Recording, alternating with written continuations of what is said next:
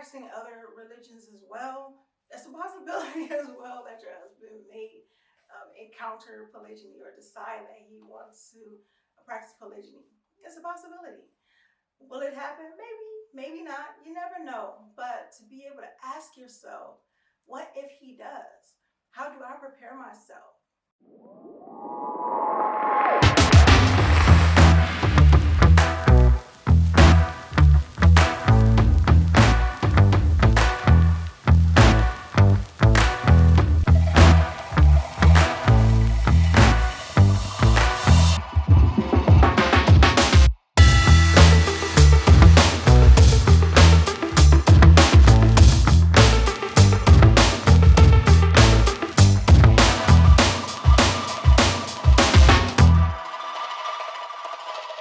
Assalamu peace. It's your coach Nyla, one of the co-founders of Outstanding Personal Relationships, as well as co-author of the book Let's Talk Polygyny Uncensored. And this video is a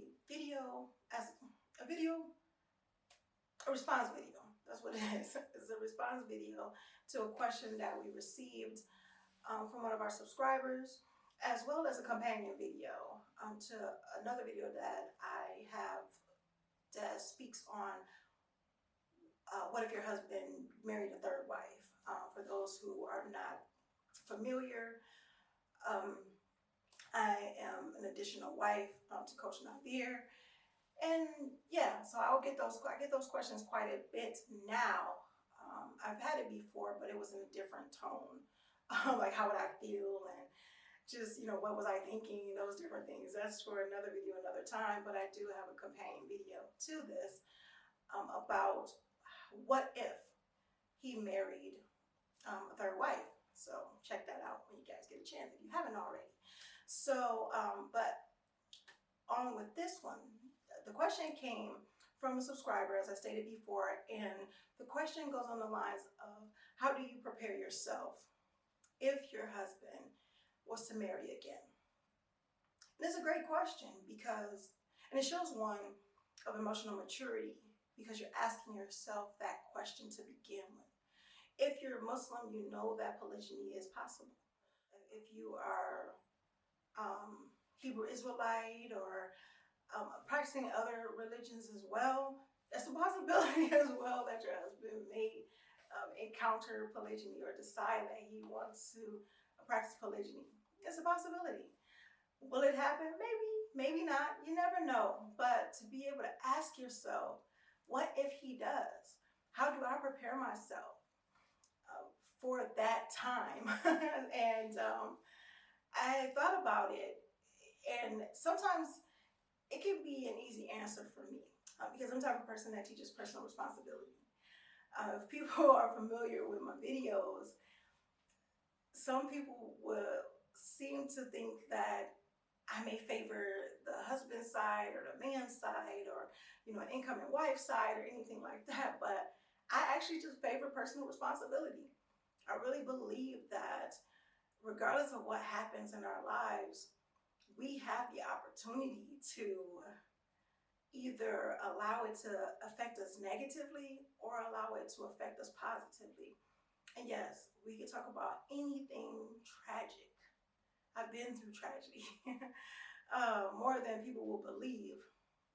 And I really still believe we have our personal responsibility to play, that plays a big, big role in how our lives, how we allow our lives to turn out. So yeah, that being said, I feel that there are a couple of things that you could do and should do if you want to be successful in preparing yourself properly for that time if your husband decides that you want to practice polygyny. One is asking yourself these valuable questions and asking these questions for yourself. It starts with you, as talked about before, personal responsibility. So how will it affect me? Him marrying again, how would that affect me? How will it affect me if he doesn't tell me until later or until after he does it? What if he didn't tell me and I find out from somebody else? How would that affect me? So all these different things, you want to make sure you know how things will affect you, or at least have some kind of inkling, some kind of idea, because you know how you will react and respond for the most part. Because sometimes we may blow up and we're like, oh, I can't believe I did that. I'm watching myself from the top, just watching myself blow up and act crazy, and I can't believe I did that. So sometimes those happen. I know, happened to me before. More times than I would like to admit, but yeah. But being able to ask yourself those questions so you can prepare yourself for that type of thing, and being able to truthfully answer those questions. So like I said before, how will this affect me? And not only how will this affect me, am I emotionally ready? Am I emotionally mature enough to mind my marriage? If he didn't tell me, I found out later. If he did tell me and I already was prepared and I already know, am I emotionally mature enough to mind my marriage? Meaning that I'm able to take care of my marriage, do the things that I need to do to communicate with my husband, to be able to be with him in a way that is successful for our marriage. Not comparing my marriage to theirs, not comparing myself to her, or anything like that. And another question to ask is, am I willing to work with my husband to transition? Yeah, the transition of being either the only wife to being a co-wife, or being a wife with another wife in the picture. Am I ready to work with him on that? Can I work? Am I ready to work with him with that? Can I work with him with transition? Do I understand that it's possible that it may take some time? Or am I just mature enough to know that I can get this done? And I was listening to myself say that. So I'm listening to myself say that. And I know sometimes it can come off a little condescending to people. I apologize if it does to you. But like I stated before, I believe in personal responsibility. So it could come off condescending, like, am I emotionally mature? Am I mature? Because it's like, okay, if I say no, then I'm saying that I'm immature. Hey, we have to answer ourselves truthfully. And if that's the case, it's okay to be immature at first, if it's your goal to be mature later on. So I'm not going to say that, I'm not going to down you or knock you for having issues with polygyny. I won't knock you or down you for not wanting it, or not feeling like this is something that you can tolerate or deal with in your life. However, it still comes to the point where you still have to ask yourself, am I being mature? Am I being mature? And is it being immature by only wanting what I want? No, we can want what we want. We only want what we want. Sometimes we do have to ask ourselves. I know, to me, when I'm acting and behaving that way, when it's about me, and only me, to me, that is a sign of immaturity to myself. But when I see it being about me for the bigger picture, for other people, for the overall well-being of the family, for my well-being, because my well-being is very important for those around me. It's important for me, and it's important for them. So I get that. But those are the questions. So we have to ask ourselves those questions. And we have to be truthful with ourselves. Because see, when we're truthful, when we're honest about things, we don't have to wonder. We don't have to worry about someone finding out, or, oh, what's this dark secret? Someone gonna, expose me as a fraud or anything like that. Because it is what it is. And if you feel that way, you feel that way. I had to learn that. I really, really had to learn that, because it was very difficult. And it's still from time to time difficult for me to be able to speak the way I speak without people coming at me, coming for me, or anything like that, because I am an introvert. I'm a people pleaser. I'm known to be a pleaser. I like people to be happy and pleased and liked and all that other good stuff.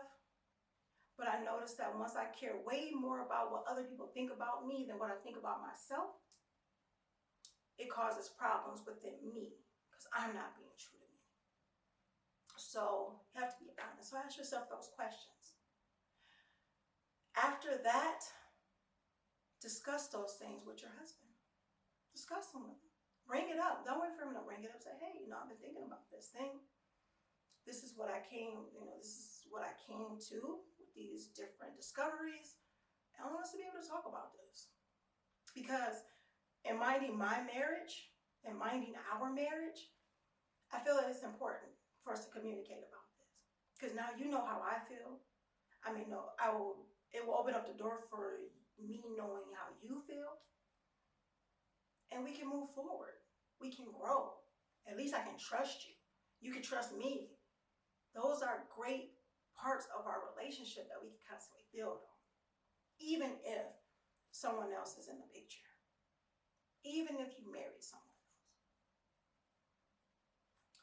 else. And last but not least, work on yourself more than you work on anything else. Personal development is key. Personal development is key. We can place blame if we want to, but it takes away our power. It takes away our control. And if we are so dependent on others to make us better or to do the things we want for our lives and for ourselves, then where does that leave us? It's really interesting. I was talking to my daughter the other day about this woman who wore those little rings around where I guess it's some places in Africa or some tribes in Africa, they have these rings around their neck.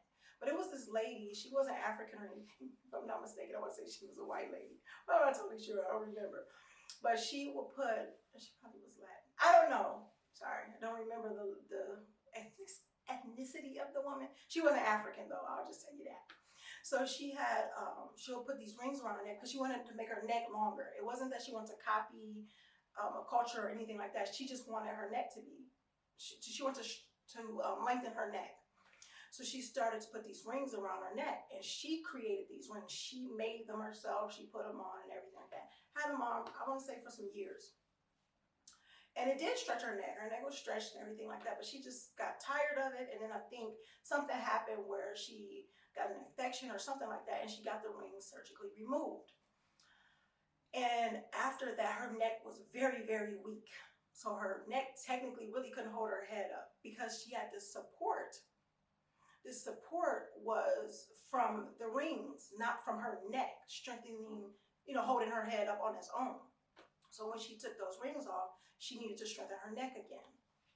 Say this just to say that if we're depending on other people to constantly support us, to do the things we want for our lives, then we are unable to support it ourselves. It's going to be a whole lot harder if that support is not there anymore, if that makes any sense at all.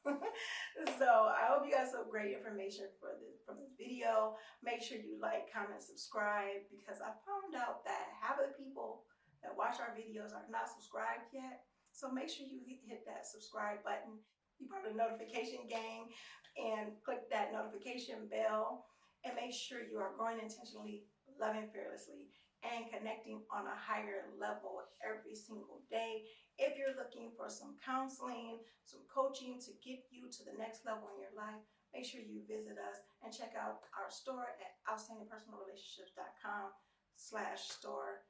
And until next time, I'll see you soon. Assalamu alaikum. Peace. Here are 3 ways Outstanding Personal Relationships can help you. Make sure you guys are following us on our social medias at Outstanding Personal Relationships on YouTube and Facebook, and on IG at Outstanding Relationships, and also Clubhouse under our names. And make sure you go to outstandingpersonalrelationships.com and sign up for our email list. And there you will get updates on our new book, Let's Talk Polygyny Uncensored. Absolutely. And last but not least, when it comes to coaching or counseling, if you want to work with us one-on-one or in group settings, make sure you're on that website and reach out to us, because we do have very limited spots and we usually have a wait list. So with that being said, GLC. Make sure you are growing intentionally, loving fearlessly, and connecting on a higher level every single day. Assalamu alaikum. Peace.